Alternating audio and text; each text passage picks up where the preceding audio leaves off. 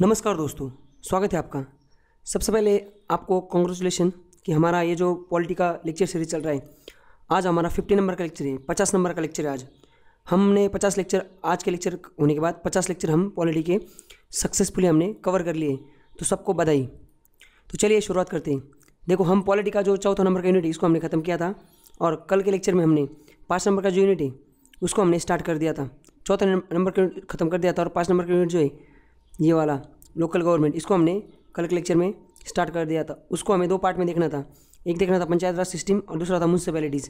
पंचायत राज system जो chapter है इसको हमने कल देख लिया था, और 2 नंबर का जो चैप्टर है लोकल गवर्नमेंट यूनिट का म्यूनसिपैलिटीज़, इसको हम आज देखना है। तो जैसे कि कल के लेक्चर में हमने देखा था, जो अमेंडमेंट आए थे 1992 में, 2 अमेंडमेंट आए थे। पहला था 73 अमेंडमेंट एक्ट 1992 और 74 अमेंडमेंट एक्ट 1992। ये दोनों के दोनों जो अमेंडमेंट है ना, ये पंचायत राज एंड म्यूनसिपैलिटी इससे रिलेटेड है। मतलब क्या, लोकल बॉडीज जो थी, उससे पहले हमारे देश में क्या थी, लोकल बॉडीज़ थी, बट वो स्टेट लेवल पे होती थी। एक कंसाइज पूरे देश में ऐसी लोकल बॉडीज़ नहीं हुआ करती थी, और उसको सबसे इंपॉर्टेंट चीज़ कॉन्स्टिट्यूशनल स्टेटस नहीं था। मतलब संविधान में ऐसा लिखा नहीं था कि आपको म्यूनसिपैलिटी बनाना है, आपको ग्राम पंचायत लेना है, म्यूनसिपल कॉर्पोरेशन बनाना है, ऐसा कहीं लिखा नहीं था। तो 1992 में क्या आया था, 2 कॉन्स्टिट्यूशनल अमेंडमेंट एक्ट आए थे, 73 एंड 74, और उनके under panchayat systems and municipalities, इनको कॉन्स्टिट्यूशनल स्टेटस मिला था। ओके, और इनको जो हमारा कॉन्स्टिट्यूशन का पार्ट 9 है इसमें डाला गया था। ओके, और 1 अप्रैल और 1 जून 1993 को ये पंचायत राज सिस्टम और म्यूनसिपैलिटी ये लागू हो गई थी हमारे देश में। ये हमने कल के लेक्चर में भी देखा था, और कल हमने देखा था कि फिर जो 73 अमेंडमेंट एक्ट है इसको देखा था, जिसमें पंचायत राज सिस्टम थी। आज हमें देखना है 74 अमेंडमेंट एक्ट। 74 अमेंडमेंट एक्ट जो है ना, कल का लेक्चर में हमने क्या देखा था, 73 अमेंडमेंट एक्ट किसको बिलोंग करता है, वो रूरल और लोकल बॉडीज़, मतलब ग्रामीण लोकल बॉडीज़ जो है उसको बिलोंग करता है। उसमें हमने कल देखा था पंचायत राज सिस्टम से वो था मतलब जो एक होता ग्राम पंचायत होता है, पंचायत समिति होता है, फिर जिला परिषद होता है, वो सारा का सारा हमने कल देखा था। और आज का जो लेक्चर है उसमें मैंने कल में क्या देखा था, रूरल, आज में देखना है अर्बन लोकल बॉडीज़। ये जो चीज़ है ये हमें देखनी है, जो कि आई थी 73 अमेंडमेंट एक्ट के तहत। तो क्वेश्चन आएगा, हमारे देश में जो कॉन्स्टिट्यूशन में अर्बन लोकल बॉडीज़ है वो कौन से एक्ट के तहत लाई गई थी, उसको कब कौन से एक्ट के तहत कॉन्स्टिट्यूशनल स्टेटस दिया गया था। तो 74 अमेंडमेंट एक्ट के तहत इसको कॉन्स्टिट्यूशनल स्टेटस दिया गया था। ये चीज़ हमने कल भी देखी थी। हमारे देश में क्या होता है, एक सेंट्रल गवर्नमेंट होता है, एक स्टेट गवर्नमेंट होता है, और एक लोकल गवर्नमेंट होता है। और लोकल गवर्नमेंट के अंदर एक क्या है, रूरल लोकल गवर्नमेंट है, और एक अर्बन है। तो रूरल में क्या होता है, विलेज पंचायत, इंटरमीडिएट पंचायत और डिस्ट्रिक्ट पंचायत। और इसमें क्या होता है, म्यूनसिपल कॉर्पोरेशन, म्यूनसिपल काउंसिल और नगर पंचायत। तो ये तो कल हमने देख लिया था। अभी ये देखते हैं हम, ये सारा का सारा जो है म्यूनसिपल कॉर्पोरेशन, काउंसिल, पंचायत, इसको हम एकदम डिटेल में आज के लेक्चर में हमारे देखने वाले हैं। तो सबसे पहले हम देखते हैं आर्टिकल, इससे रिलेटेड क्या क्या आर्टिकल है। देखो, सारे के सारे आर्टिकल है ना, वो आते हैं आर्टिकल 243 में। आर्टिकल 243 में क्या आता है, सबसे पहले आता है डेफिनेशन। ये मतलब कल का जो देखा था ना हमने वही है, बस देखो यहाँ पे आगे एक्सटेंड करके उसको जो म्यूनसिपैलिटीज़ है उससे रिलेटेड बाकी चीज़ें उसमें लिखी गई है। समझ गए? तो चलिए शुरुआत करते हैं। देखो यहाँ पर म्यूनसिपैलिटी ये जो चीज़ है ना, ये आता है आर्टिकल 243 से लेके 243 में आता है। देखो ये यहाँ पे इतने आर्टिकल्स में आता है। अब आर्टिकल याद रखने की ज़रूरत है क्या? बिल्कुल नहीं। ये आर्टिकल पे कोई क्वेश्चन नहीं आता। बस इतना याद रखो कि जो पंचायत राज सिस्टम थी वो आती थी हमारे कॉन्स्टिट्यूशन के पार्ट 9 में, बराबर ना। और ये जो म्यूनसिपैलिटीज़ ना, ये आते पार्ट 9A में आता है। हमारे कॉन्स्टिट्यूशन के पार्ट 9A में आता है म्यूनसिपैलिटीज़। और कितने नंबर के शेड्यूल में आता है वो? 18 नंबर के शेड्यूल में आता है। और उसमें 12 नंबर के शेड्यूल में आता है। 18 तो शेड्यूल ही नहीं है, टोटल 12 नंबर के शेड्यूल में आता है। और उसमें कितने आइटम्स हैं? इसमें 18 आइटम्स हैं। समझ गए? मतलब 74 अमेंडमेंट एक्ट 1992 के तहत हमारे कॉन्स्टिट्यूशन में का जो पार्ट 9 है, इसमें पार्ट 9 में और पार्ट 12 में म्यूनसिपैलिटी नाम का एक चैप्टर डाला गया, और उसमें इतने आर्टिकल डाले गए, और उसमें सारी चीज़ें डिफाइन की गई कि म्यूनसिपैलिटीज़ क्या होगी हमारे इसमें, ये जो अर्बन लोकल बॉडीज़ क्या होंगी, उसमें म्यूनसिपल कॉर्पोरेशन कैसा होगा, म्यूनसिपैलिटी क्या होगी, सिटी, समझ रहेगा। ये सारी की सारी चीज़ें अभी यहाँ पे हमें देखनी।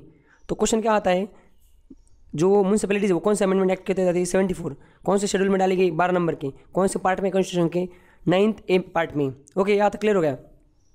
अब ये जो देखो, ये ये लिखा है यहाँ पे मराठी में, ये मैंने अपने जो नोट्स बनाए थे 2-3 साल पहले उसमें समझने के लिए डाले थे। तो अभी ये जो लोग हैं ना, मतलब यहाँ पे आगे चल के देखो, यहाँ पे जैसे लोग भी कुछ यहाँ पे देखिए, कुछ लोग एग्जाम्पल डाला है मैंने, समझ गए? तो वो जो लोग हैं ना, वो देखो ये नाम जो है ना, महापौर वगैरह उस टाइम पे थे, अभी वो चेंज हो चुके हैं। ये अहमदनगर की बात का मतलब, मैं जहाँ पे रहता हूँ जिस डिस्ट्रिक्ट में, उस डिस्ट्रिक्ट की बात की है। तो नाम पे मत जाइए, बस आप कंसेप्ट समझने की कोशिश कीजिए। अब देखो, सबसे पहले अर्बन जो लोकल बॉडीज़ होती हैं, समझ गए, ये कौन से मिनिस्ट्री के अंडर आती है? ये आती है, देखो, एक तो आती है अर्बन डेवलपमेंट मिनिस्ट्री के, दूसरा आता है मिनिस्ट्री ऑफ डिफेंस के अंदर आता है, और तीसरा आता है मिनिस्ट्री ऑफ होम अफेयर।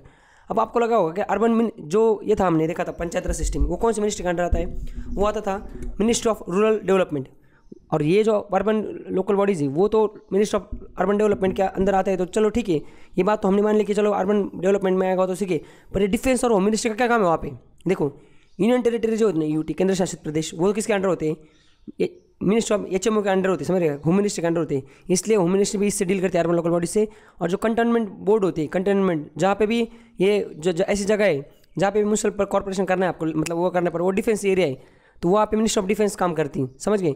ये सेपरेट मिनिस्ट्री बनाई गई थी अर्बन डेवलपमेंट मिनिस्ट्री 1985 में, और वो बाकी जगह सारे इंटायर इंडिया में ये सारी चीज़ें दिखती। अब म्यूनसिपैलिटीज़ में क्या क्या आता है ऊपर?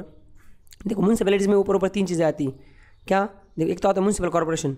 ये जो बड़े बड़े सिटीज़ है ना, डिस्ट्रिक्ट लेवल पे, समझ रहे, बॉम्बे, कोलकाता, अहमदनगर, पुणे, जो बड़े बड़े सिटीज़ हैं उस पर होता है म्यूनसिपल कॉर्पोरेशन। आपने सुना होगा पुणे म्यूनसिपल कॉर्पोरेशन, समझ गए। आपने ये नहीं सुना होगा कि पुणे म्यूनसिपैलिटी, नहीं सुना होगा, पुणे म्यूनसिपल कॉर्पोरेशन, समझ रहे क्या? ये होता है बड़े बड़े डिस्ट्रिक्ट, बड़े बड़े शहरों में। दूसरा होता है, मतलब ये जो मेट्रोपॉलिटन सिटीज़ है ना, उसमें होता है। दूसरा होता है डिस्ट्रिक्ट लेवल पे होता है पहला। दूसरा होता है म्यूनसिपैलिटीज़, जिसको म्यूनसिपल काउंसिल भी बोलते हैं। ये होता है टाउन लेवल पे, तहसील लेवल पे, तालुका लेवल पे, समझ गए। नगर परिषद, आपने पूना नगर परिषद नहीं देखी होगी, पूना म्यूनसिपल कॉर्पोरेशन देखा होगा, पूना महानगर पालिका देखा होगा, अहमदनगर महानगर पालिका, पूना महानगर पालिका, समझ रहे, बॉम्बे महानगर पालिका, नगर परिषद नहीं देखा होगा। बट छोटे छोटे जो शहर होते हैं, छोटे छोटे, समझिए, छोटे छोटे जो तहसील होते हैं, शिरूर में क्या होगा? महानगर पालिका होगा, नहीं, शिरूर नगर परिषद, समझ गए, श्रीरामपुर नगर परिषद, कोपरगांव नगर परिषद, क्योंकि ये तालुका लेवल पे जो होता है म्यूनसिपल काउंसिल होती है, वो नगर परिषद होता है। और उसके बाद क्या था? City council. सिटी काउंसिल क्या होता है? सिटी काउंसिल मतलब देखो, ऐसा एरिया जो कि ना ग्राम पंचायत में बैठता है, क्योंकि वहाँ पे पॉपुलेशन, ग्राम पंचायत मतलब ग्राम पंचायत फॉर्म करने के लिए पर्टिकुलर पॉपुलेशन होती है, उसी के तहत ग्राम पंचायत बनती है। और उससे ज़्यादा पॉपुलेशन होगी तो फिर उसमें म्यूनसिपैलिटी में जाएगा, वो म्यूनसिपल काउंसिल में जाएगा। या उससे ज़्यादा पॉपुलेशन है तो फिर वो म्यूनसिपल कॉर्पोरेशन में चला जाएगा वो एरिया। बट ऐसा पॉपुलेशन हो जो ना ग्राम पंचायत में बैठता है, ना म्यूनसिपल, इस ग्राम पंचायत के लिए जो पॉपुलेशन चाहिए उससे ज़्यादा पॉपुलेशन है, और म्यूनसिपैलिटी के लिए जो पॉपुलेशन चाहिए उससे कम पॉपुलेशन है। ऐसा ग्रोविंग जो सिटी बनने वाली है, ऐसा गांव जो सिटी बनने वाला है जिसकी पॉपुलेशन ज़्यादा हो चुकी है ग्राम पंचायत के लेवल से, और जो पूरी तरह सिटी भी नहीं बना है, इसलिए उसको म्यूनसिपैलिटी भी हम घोषित नहीं कर सकते। ऐसा जो एरिया है ना, उसको बोलते हैं सिटी काउंसिल। उसका एग्जाम्पल है शिरडी, समझिए क्या? एक एग्जाम्पल आपको देता हूँ कि शिरडी भी एक ऐसी जगह है जहाँ पे सिटी काउंसिल है, मतलब वहाँ पे ग्राम पंचायत से भी ज़्यादा पॉपुलेशन उसकी हो चुकी है, तो वहाँ पे वो सिटी काउंसिल है वो। ओके, अब हुआ क्या था? ये म्यूनसिपैलिटी कॉन्स्टिट्यूशनलाइजेशन कब हुआ था इसका? समझ, इसको संवैधानिक तरीके से कब कॉन्स्टिट्यूशनल स्टेटस दिया गया था? किस चीज़ को? म्यूनसिपैलिटीज़ को। तो हमने बताया ना 74 अमेंडमेंट एक्ट के तहत दिया गया था। पर शुरुआत कैसी हुई थी? देखो 1989 में क्या होता, राजीव गांधी जो थे इन्होंने 65 अमेंडमेंट एक्ट लाया था, समझे, नगर पालिका बिल लाया था इन्होंने लोकसभा में, पर ये लोकसभा से पास हो गया, पर ये अटक गया कहाँ पे? राज्यसभा में, वहाँ से पास ही नहीं हुआ। उसके बाद क्या हुआ है? 1990 में VP सिंह जो है इन्होंने नगर पालिका बिल लाया था, पर उनकी गवर्नमेंट ही कोलैप्स हो गई, इसलिए ये बिल भी, समझ गए, का फेल हो गया। उसके बाद 1991 में हमारे जो प्राइम मिनिस्टर थे उनका नाम था PV नरसिम्हा राव, इन्होंने म्यूनसिपैलिटीज़ का बिल इंट्रोड्यूस करवाया था 1991 में, और वो बिल पास हो गया। और फाइनली 74 अमेंडमेंट एक्ट 1992 के तहत, ये जो हमारा कॉन्स्टिट्यूशनल अमेंडमेंट एक्ट आया था 74 वाला, इसके तहत जो म्यूनसिपैलिटीज़ है इसको जो कॉन्स्टिट्यूशनल स्टेटस थे वो मिल गया था। ओके, अब आगे चलते हैं। अब क्या होती है अर्बन लोकल बॉडीज़, समझ गए? जैसे हमने कल देखा था रूरल लोकल बॉडीज़, वैसे अभी देखना है डेफिनेशन में अर्बन लोकल बॉडीज़। देखो, अर्बन लोकल बॉडीज़ क्या होती है? ये जो अर्बन एरिया होता है ना, अर्बन एरिया में गवर्नेंस के लिए, governance of urban area bye the people through their elected representatives. मतलब अर्बन एरिया जैसे अहमदनगर है, अहमदनगर का जो अर्बन एरिया है पूरा उसका डेवलपमेंट के लिए पूरा वहाँ के जो अलग अलग वार्ड होंगे, अलग अलग नगर सेवक चुन के आएंगे, और वो नगर सेवक में से एक बंदा क्या होगा? वो एक बंदा मेयर होगा, और वहाँ का जो लोकल सारा का सारा जो डेवलपमेंट है, गवर्नेंस है, वो उनके द्वारा किया जाएगा। समझ गए आप? तो अर्बन लोकल बॉडीज़ मतलब क्या? सिटी मतलब अर्बन लेवल पे, अर्बन जो एरियाज है, भले वो तहसील हो या डिस्ट्रिक्ट हो या कुछ भी हो, वहाँ पे जो अर्बन गवर्नेंस है, वो अर्बन गवर्नेंस वहाँ के चुने गए लोगों के द्वारा की जाती है। इसी को अर्बन लोकल गवर्नेंस बोलते हैं। समझ गए? इसका एम क्या था, क्या इसका मतलब मकसद था, क्यों लाया गया था? ये एक्ट इसलिए लाया गया था strengthening the urban governance. Urban government जो इनको स्ट्रेंथनिंग करना, इनका फंक्शन जो इफेक्टिवली करवाना, और उनको as a unit of local government, इसको मतलब समझ गए, उसका इस तरीके से काम करवाना। तो 74 अमेंडमेंट एक्ट आया था हमारे पार्लियामेंट के जो कॉन्स्टिट्यूशन के पार्ट 9 में 12th शेड्यूल में, और इसमें 18 आइटम्स है टोटल। समझ गए। अब मुझे आप कमेंट सेक्शन में बताइए जो पंचायत राज सिस्टम है उसमें कितने आइटम्स हैं, उसमें जो कल हमने देखा था उसमें कितने आइटम्स आप मुझे ये कमेंट सेक्शन में बताइए। अब क्या हुआ था, ये जो लॉर्ड रिपन है ना, इसको ना लॉर्ड रिपन 1882 में क्या होता, 1882 में क्या हुआ था, इसने मैग्ना कार्टा लाया था। मैग्ना कार्टा मतलब लोकल, इसने बोला था कि एक लोकल गवर्नमेंट होगा। मतलब जब अंग्रेज हमारे यहाँ पे राज कर रहे थे, अब क्या चल रहा है 2020, तो 2000, 1950, 1997 हम आज़ाद हुए, तो 1900, समझ गए, 1900 जब वो दौर चल रहा था स्वदेश मूवमेंट, पीछा वापस, तो 1882 में यहाँ पे एक इनका ये था वाइसरॉय था, उसका नाम था लॉर्ड रिपन। तो ये लॉर्ड रिपन ने क्या किया था, इसने मैग्ना कार्टा लाया था। मतलब इसने बोला था कि लोकल गवर्नमेंट होनी चाहिए, ये जो डिस्ट्रिक्ट लेवल पे जो सारा गवर्नेंस है वो वहाँ पे एक बॉडी बनाओ, वहाँ पे लोग चुन के लाएंगे, या हमारे कुछ अंग्रेज होंगे वहाँ पे, सब मिला के वो लोकल काम लोकल ही किया जाएगा। हाँ, मतलब अगर पुणे में अब कोई कचरा है तो वो स्टेट लेजिस्लेटिव असेंबली जो होती है, मतलब वो विधानसभा में वो डिस्कस नहीं होगा ना, पार्लियामेंट में होगा, वहाँ पे ही एक बॉडी बनाएंगे हम, वही लोकल गवर्नमेंट करेंगे। समझ गए क्या। इसलिए जो लॉर्ड रिपन है, क्वेश्चन आएगा, इसको ना father of local self government बोला जाता है इन इंडिया में। Father of local self government इसको बोला जाता है, किसको, लॉर्ड रिपन को। और सबसे पहले first municipal corporation of India में कहाँ आया था, मद्रास में आया था, बॉम्बे में आया था, फिर कोलकाता, ये सबसे पहले यहाँ पे आया था, ये अंग्रेजों ने वहाँ पे लाया था। यहाँ तक क्लियर है। अब हम देखते हैं एक एक चीज़। सबसे पहले क्या देखें, म्यूनिसिपल कॉर्पोरेशन, जैसे मैंने बताया था आपको, ये क्या होता है एक्चुअली, कॉन्स्टिट्यूशन ऑफ म्यूनिसिपैलिटी जो कॉन्स्टिट्यूशन जो है आर्टिकल 243Q में आता है ये चीज़। तो म्यूनिसिपल कॉर्पोरेशन जो है ना, ये किसके लिए होता है, ये लार्जर एरिया के लिए होता है, फॉर लार्जर अर्बन एरिया के लिए होता है। जैसे कि BMC हमारा बॉम्बे का, उसके बाद क्या है MCD, ये जो म्यूनिसिपल कॉर्पोरेशन ऑफ दिल्ली जो है दिल्ली में, ये भी किस में आता है, म्यूनिसिपल कॉर्पोरेशन में आता है। तो मैंने बताया ना आपको, महानगर पालिका जिसको बोलते हैं म्यूनिसिपल कॉर्पोरेशन, ये बड़े बड़े सिटी टाउन जो है ना इसके लिए होती है।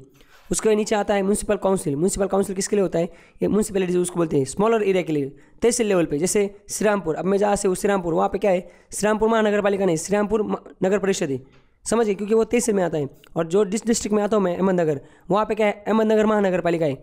अहमदनगर यहाँ पे नगर परिषद नहीं, समझ रहे क्या, अहमदनगर म्यूनिसिपल कॉर्पोरेशन है, और श्रीरामपुर म्यूनिसिपल काउंसिल है। समझ गए आप, क्योंकि ये एरिया ज़्यादा डिस्ट्रिक्ट लेवल पे, इसलिए लार्जर एरिया के लिए ये म्यूनिसिपल कॉर्पोरेशन होता है, उससे छोटे एरिया के लिए एक तहसील लेवल पे उसको क्या बोलते हैं, म्यूनिसिपल काउंसिल बोलते हैं। और उसके नीचे देखो, मैंने बताया ना, ट्रांजिशन एरिया, ऐसा एरिया जो रूरल से लेकर अर्बन बन रहा है। मतलब पहले वो रूरल था पर अब अर्बन बन रहा है, और पूरे तरीके से अर्बन भी नहीं बना है, ट्रांजिशन में, तो उसको ना म्यूनिसिपल कॉर्पोरेशन कर सकते हैं, ना म्यूनिसिपल काउंसिल कर सकते हैं, ना ग्राम पंचायत बोल सकते हैं, उसको बोलते हैं नगर पंचायत। समझ गए, नगर काउंसिल जो मैंने बोला ना, तो CRD नगर पंचायत, समझ गया एग्जाम्पल उसका। अब क्या होता है, ये जो म्यूनिसिपैलिटी होती है ना, उसमें ना क्या होता है, अलग अलग लोगों का रिप्रेजेंटेशन भी होता है। मतलब ये चुन के आते हैं, जो से वो मेयर वगैरह होते हैं ना, नगर सेवक, वो भी तो चुन के आते हैं, पर उसके बावजूद और भी लोग होते हैं ऐसे जो वहाँ पे रिप्रेजेंटेशन करते हैं। कौन कौन होते हैं, देखो, person having special knowledge experience in municipal administration without right to vote in meeting of municipality. मतलब ऐसा पर्सन जिसको स्पेशल नॉलेज एक्सपीरियंस है म्यूनिसिपल एडमिनिस्ट्रेशन में, तो उसको वहाँ वोट का कोई हक नहीं है, पर वो वहाँ पे उस मीटिंग मतलब रिप्रेजेंटेशन उसका होता है, वहाँ पे जाके बैठ सकता है। मेंबर ऑफ लेजिस्लेटिव असेंबली और लोकसभा का जो वहाँ पे जो खासदार है, मतलब जो सांसद है, या असेंबली का जो आमदार है, या मतलब जो क्या बोलते हैं उसको, विधायक है, वो भी वहाँ पे जाके कॉन्स्टिट्यूशन में रिप्रेजेंटेशन कर सकता है, होली पार्ट ऑफ म्यूनिसिपल जिस एरिया से आता है। जैसे कि फॉर एग्जांपल, अब श्रीरामपुर का जो MLA, वो श्रीरामपुर म्यूनिसिपल कॉर्पोरेशन, वहाँ पे जाके वो उनकी मीटिंग में जाके बैठ सकता है MLA। उसके बाद यहाँ का जो MP सदाशिव लोखंडे, जो शिरडी का MP, पर वो मतलब उसका जो कॉन्स्टिट्यूशन एरिया है श्रीरामपुर भी उसके अंडर आता है, तो फिर वो भी जाके वहाँ पे जाके बैठ सकता है।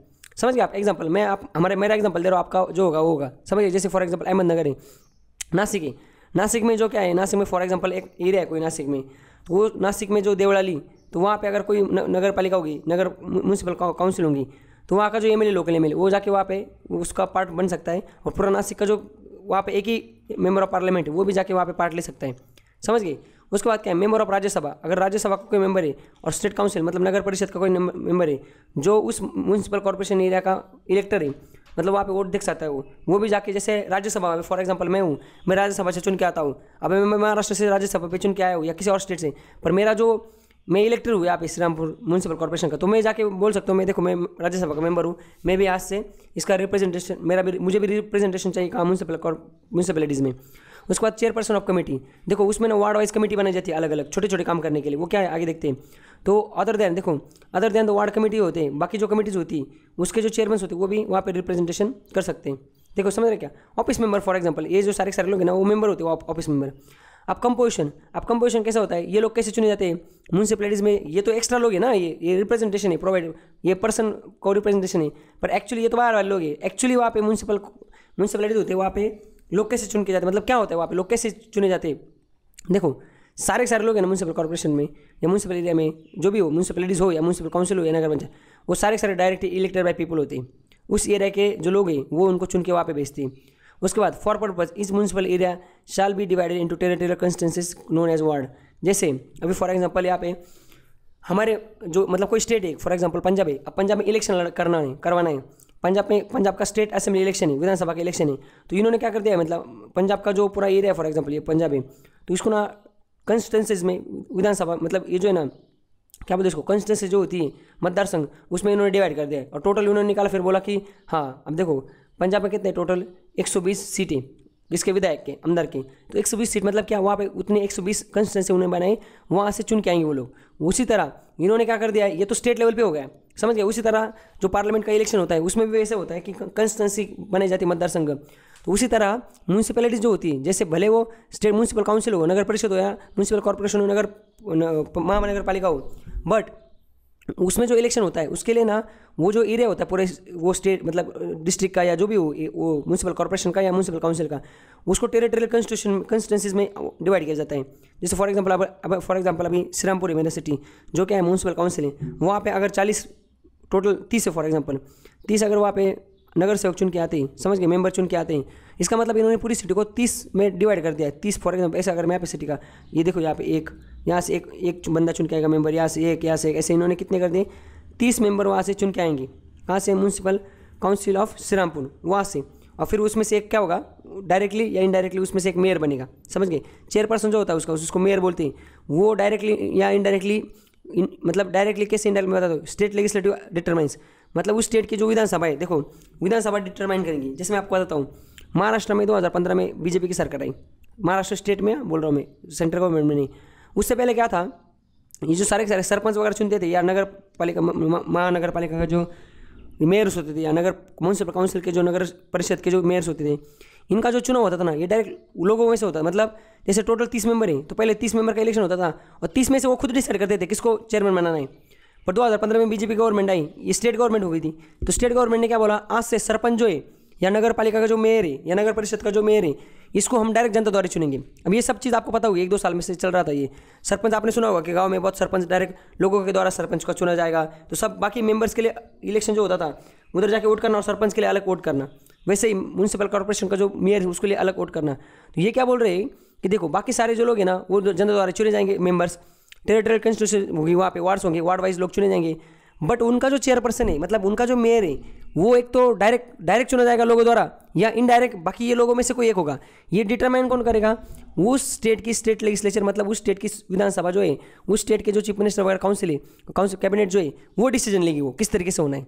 समझ गया, मैंने एग्जांपल भी दिया 2014-15 से पहले यहाँ पे महाराष्ट्र में लोगों द्वारा मतलब ये जो चुन के आते थे सारे के सारे वार्ड वाइज, उनमें से वो डिसाइड करते थे ये कौन एक करना है। जैसे पहले आपको पता होगा, अगर आप गांव में रहते आपको पता होगा कि सरपंच के लिए जो टोटल 10 या 20 मेंबर होते गांव में सदस्य होते हैं, उसमें से एक बंदा, पहले तो सरपंच के डायरेक्ट इलेक्शन नहीं होता था, उसमें से ही एक बंदा सरपंच बनता था फिर बाद में। अब क्या हुआ है 2015 के बाद, महाराष्ट्र की बात कर रहा हूँ, महाराष्ट्र में डायरेक्ट उन्होंने क्या बोलता है, डायरेक्ट जनता द्वारा चुना जाएगा, तो जनता डायरेक्ट चुनती है अभी फॉर एग्जाम्पल, समझ गए ना। तो ये डायरेक्ट होगा या इनडायरेक्ट होगा, स्टेट लेजिस्लेचर डिटरमाइन करेगा। यहाँ तक क्लियर है। आगे अब मैं आपको 2 चीज़ें बताऊंगा, म्यूनसिपल कॉर्पोरेशन जो होता है एंड म्यूनसिपैलिटीज़, 2 जो चीज़ें है ना ये सारा एकदम डिटेल में बताऊंगा। अगर आप डिस्ट्रिक्ट में रहते हो तो वहाँ पे आपकी जो डिस्ट्रिक्ट की महानगर पालिका है वो क्या होता है, वो विथ एग्जाम्पल मैं आपको पूरा दोनों चीज़ें ना एकदम डिटेल में बताता हूँ। सबसे पहले हम देखेंगे म्यूनसिपल कॉर्पोरेशन। म्यूनसिपल कॉर्पोरेशन जो है ना उसको बोलते हैं महानगर पालिका, समझ गए, और वो होता है डिस्ट्रिक्ट लेवल पे। और समझ गए बड़ी बड़ी सिटीज़ पे देखो municipal corporation are created for administration of big cities like Delhi, Mumbai, Kolkata, Pune, समझ गए। बड़े बड़े जो सिटीज़ है ना उनका अर्बन जो डेवलपमेंट है या अर्बन एडमिनिस्ट्रेशन जो है उसके लिए म्यूनसिपल कॉर्पोरेशन का गठन किया जाता है। जैसे अगर हमारा अभी मुंबई जो है वहाँ पे क्या है, वहाँ पे बीएमसी, आपने सुना होगा बीएमसी का जो इलेक्शन होता है बहुत बड़ा होता है, और बीएमसी का जो बजट है, मुंबई के बीएमसी का जो बजट है वो जो हमारे देश के जो बाकी 7 राज्य हैं, जो मतलब टोटल जो बाकी नॉर्थ ईस्ट के कुछ ऐसे पकड़ के मतलब 7 राज्यों का जितना बजट है उतना सिर्फ बॉम्बे के बीएमसी का है। मतलब मुंबई के जो बीएमसी है ना, महानगर पालिका मुंबई की, उसका बजट जो है ना पूरा फाइनेंशियल बजट, इसलिए वहाँ पे ना बहुत मतलब वहाँ का जो इलेक्शन होता है ना बीएमसी का, उसके लिए बहुत मतलब ये चल रही बहुत पॉलिटिक्स होता है उसके लिए, समझ रहे ना, एकदम हाई लेवल प्रेस्टीज का इलेक्शन माना जाता है। मुंबई का जो मतलब महाराष्ट्र में जो महाराष्ट्र की जो कैपिटल है मुंबई, और जो देश की फाइनेंशियल कैपिटल है मुंबई, उस मुंबई में जो महानगर पालिका है मुंबई महानगर पालिका, समझ गए, उसका नाम बीएमसी। तो वो बीएमसी जो है ना, बीएमसी मतलब बॉम्बे नहीं, बी मतलब बृहद, ऐसे कुछ तो वर्ड है, वो अंग्रेजों ने बनाया था इसको। तो ये बीएमसी जो है ना, ये बीएमसी का जो टोटल बजट है एक साल का जो बजट होता है वो, जैसे अभी दिल्ली का बजट कितना है पूरे साल का, दिल्ली का पहले था 40 लाख करोड़ का, 40,000 करोड़ का बजट होता था दिल्ली का, अब बढ़ के वो ज़्यादा हो गया है, केजरीवाल ने ज़्यादा किया है। तो उसी तरह ये बीएमसी का जो टोटल बजट है ये हमारे देश के जो 7 राज्य है बाकी, समझ रहे, जैसे नॉर्थ ईस्ट के कुछ राज्य, जैसे टोटल 7 राज्यों का छोटे छोटे, समझ रहे, अगर सबसे कम बजट वाला जो राज्य है ना, किसी का 10,000 करोड़, किसी का ज़्यादा है 20 ऐसे टोटल 7 राज्यों का जितना बजट है उतना सिर्फ ये बीएमसी का है। तो इतनी बड़ी महानगर पालिका है, समझ गए। तो हमारे देश में ये महानगर पालिका जो है ना, ये म्यूनसिपल कॉर्पोरेशन, इसका बहुत बड़ा रोल है। तो हमने अभी यहाँ तक क्या देखा, हमने देखा कि म्यूनसिपल कॉर्पोरेशन जो होता है वो बड़े जो सिटीज़ होती है उसके एडमिनिस्ट्रेशन के लिए म्यूनसिपल कॉर्पोरेशन होता है, जैसे दिल्ली, मुंबई, कोलकाता।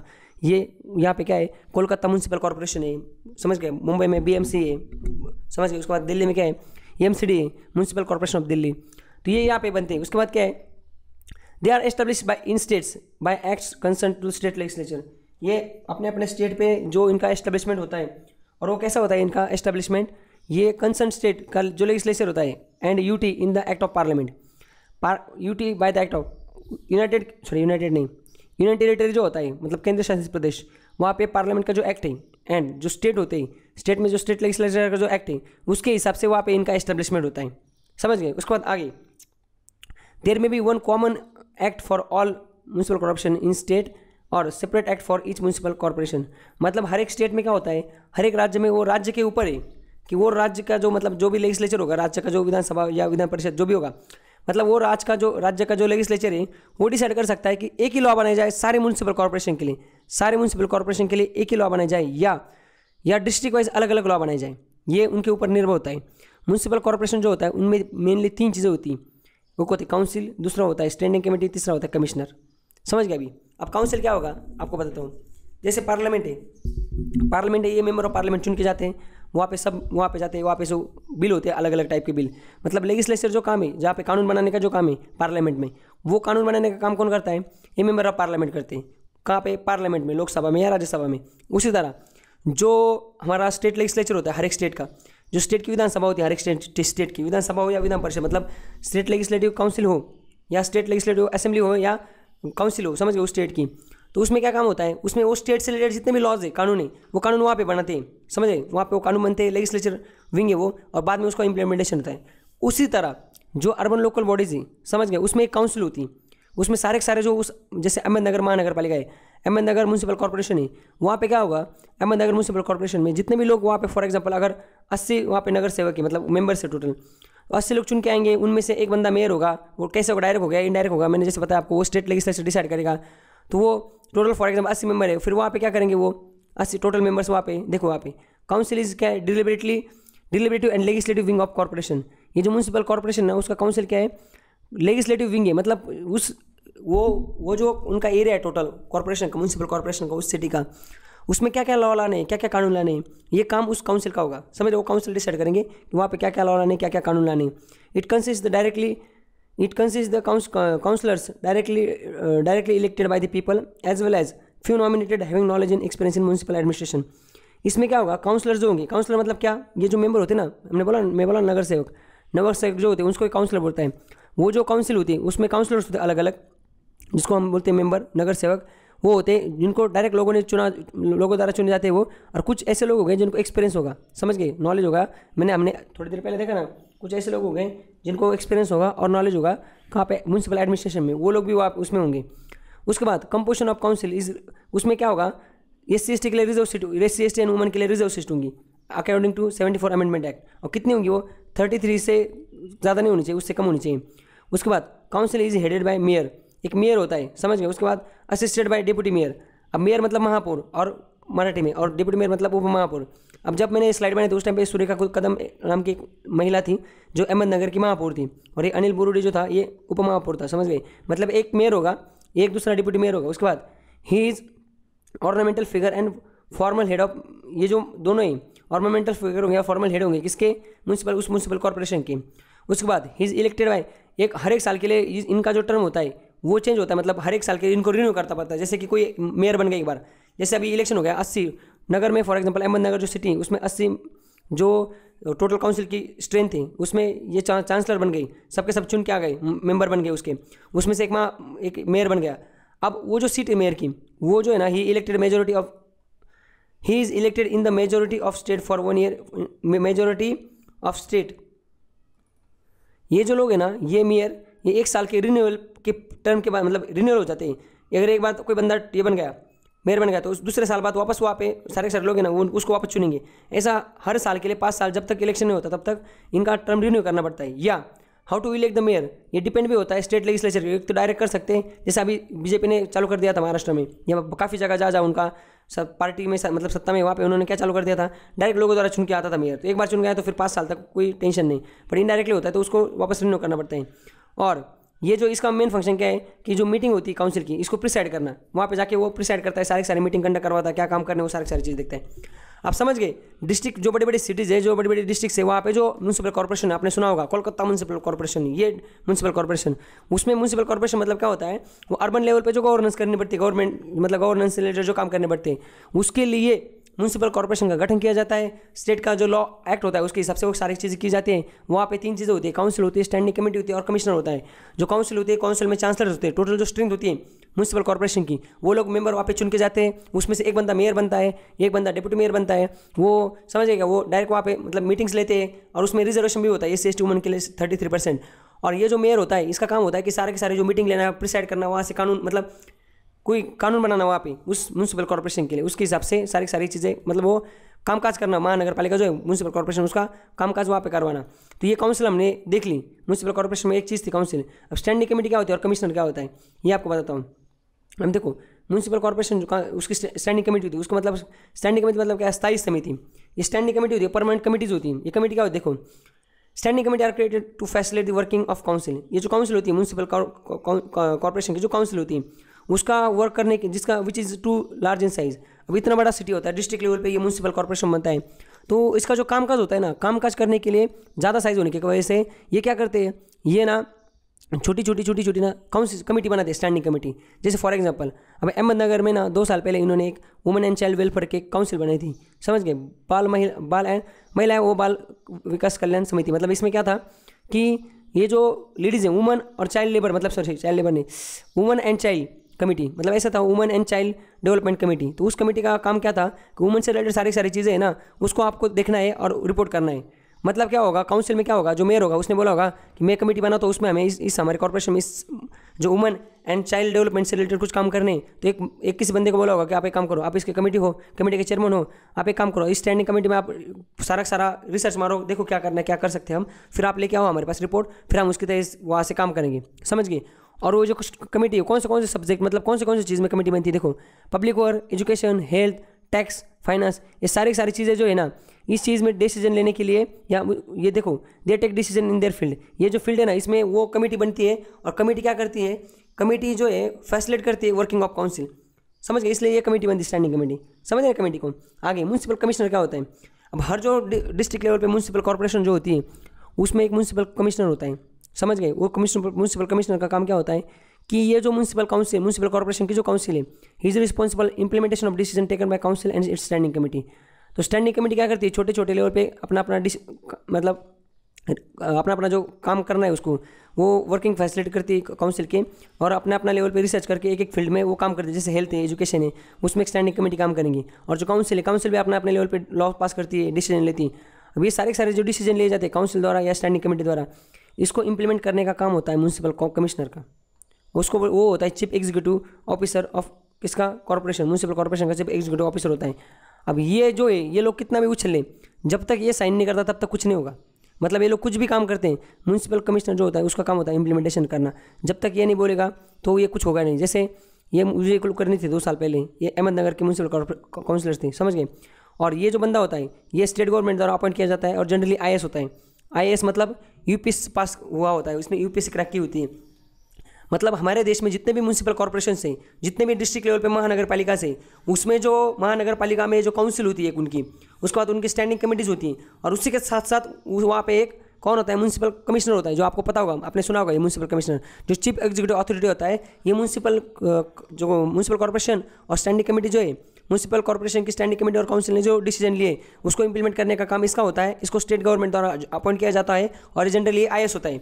अब ये इनके नाक में पानी कर देता है, मतलब नाक में पानी लाता है, समझिए क्या। जैसे कि आपको एग्जांपल देता हूँ, तुकाराम मुंडे। अब जब मैंने स्लाइड बनाई थी उस टाइम पे तुकाराम मुंडे नासिक का ये था, म्यूनसिपल कमिश्नर था। अब ये फिलहाल नागपुर में, नागपुर जो सिटी है महाराष्ट्र में, वहाँ पे एक म्यूनसिपल कमिश्नर है, उनका नाम है तुकाराम मुंडे। ये इससे पहले बॉम्बे जो है, मुंबई के BMC के म्यूनसिपल कमिश्नर थे, नासिक के म्यूनसिपल कमिश्नर रह चुके, सोलापुर के, मतलब इतने जगह रह चुके, क्योंकि इन्होंने जब से ज्वाइन की सर्विस, इनको जो सर्विस ज्वाइन कर लगभग 11-12 साल हुए शायद, पता नहीं, पर इनके ट्रांसफर लगभग 20-25 ट्रांसफर हो चुके हैं, क्योंकि ये मैन विथ नो कॉम्प्रोमाइज है, समझ रहे हैं, मैन विथ नो नॉनसेंस।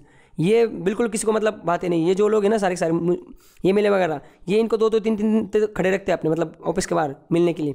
तो म्यूनसिपल कमिश्नर जो है ना, ये जो महानगर पालिका जो होती है, म्यूनसिपल कॉर्पोरेशन, ये कितना भी काम कर ले, कितना भी उछल ले, पर जब तक म्यूनसिपल कमिश्नर उनको कॉन्फिडेंस में नहीं लेते तब तक कुछ काम ही नहीं हो सकता। और ये बंदा जो है ना, इसको बहुत मज़ा आता है पॉलिटिशियन को उंगली करने के, तो ये बहुत इसमें होता है। आपको पता होगा, तुकाराम मुंडे, सबने नाम सुना होगा, नहीं सुना तो गूगल पे देख लीजिए आप इसके बारे में, समझ गए आप। तो इस तरीके से हमने म्यूनसिपल कॉर्पोरेशन देख लिया, उसके अंदर जो काउंसिल होती है उसको समझ लिया, स्टैंडिंग कमेटी को समझ लिया, और म्यूनसिपल कमिश्नर को भी समझ लिया।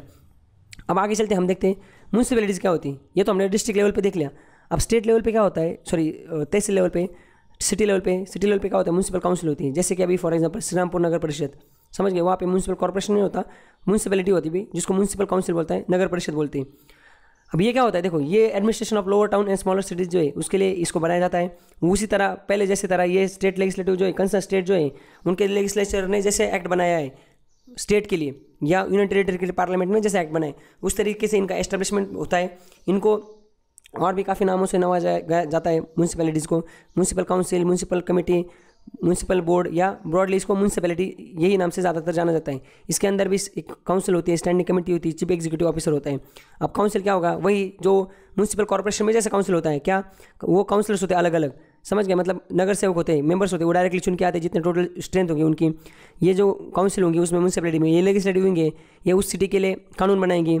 उनमें से एक बंदा प्रेसिडेंट होता है या चेयरमैन होता है, जिसको क्या बोलते हैं, उसको बोलते हैं नगर मतलब क्या क्या बोलते हैं, इसको क्या बोलते हैं, महापौर बोलते थे ना उधर, इसको क्या मेयर होता है एक, समझ रहे क्या, उसको क्या बोलते हैं इसमें मराठी में क्या बोलते हैं, नगर, ये जो मेयर होता है म्यूनसिपैलिटीज़ में, जो मेयर होता है उसको नगराध्यक्ष बोलते हैं। हाँ देखो, यहाँ पे जो होता है ना, मतलब ये म्यूनसिपल कॉर्पोरेशन जो है डिस्ट्रिक्ट लेवल पे, वहाँ पे जो मेयर होता है और डिप्टी मेयर होता है, इसको बोलते हैं महापौर, इसको बोलते हैं उपमहापौर। उस तरीके से ये जो टाउन लेवल पे, छोटे टाउन पे लेवल पे, तहसील लेवल पे जो म्यूनसिपैलिटी होती है, म्यूनसिपल काउंसिल होती है, वहाँ का जो मेयर होता है उसको क्या बोलते हैं, प्रेसिडेंट होता है, उसको बोलते हैं नगराध्यक्ष, समझ गए। तो ये फॉर एग्जाम्पल अभी जैसे कि अब श्रीरामपुर है, वहाँ पे जो श्रीरामपुर में जो मेयर है म्यूनसिपल काउंसिल श्रीरामपुर नगर परिषद में, उनका नाम है श्रीमती नहीं, एक्चुअली वो पता नहीं श्रीमती या मिस या मिसेस पता नहीं, अनुराधा गोविंद अधिक, इनका ये नाम है। और वो जो डिप्टी उनका नाम करण शासक, समझ रहे क्या।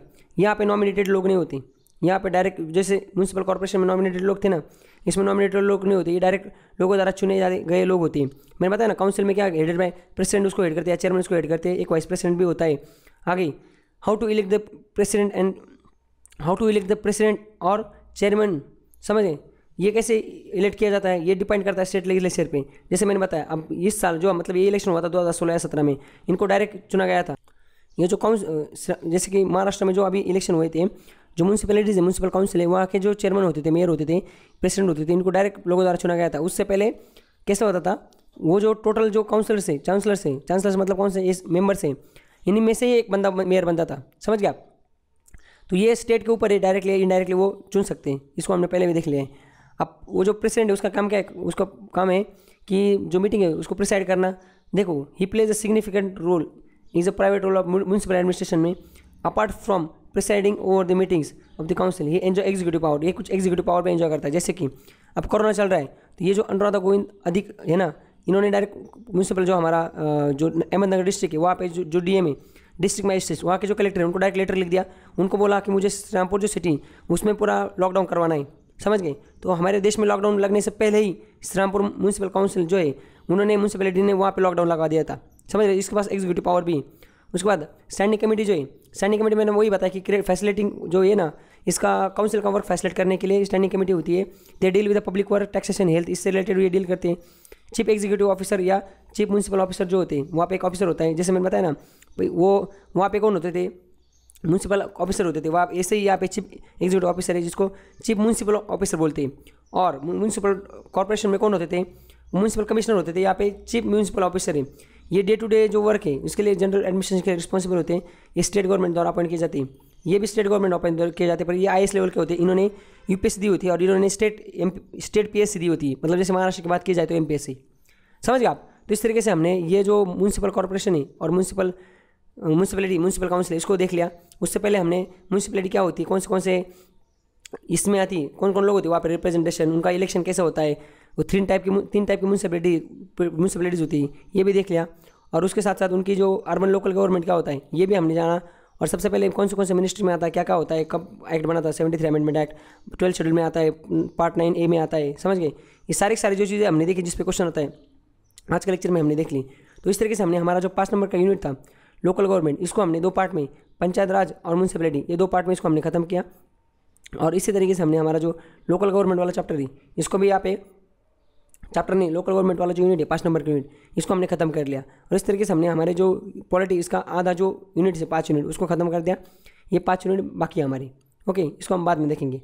तो आज के लेक्चर में बस इतना ही। Thank you so much, enjoy.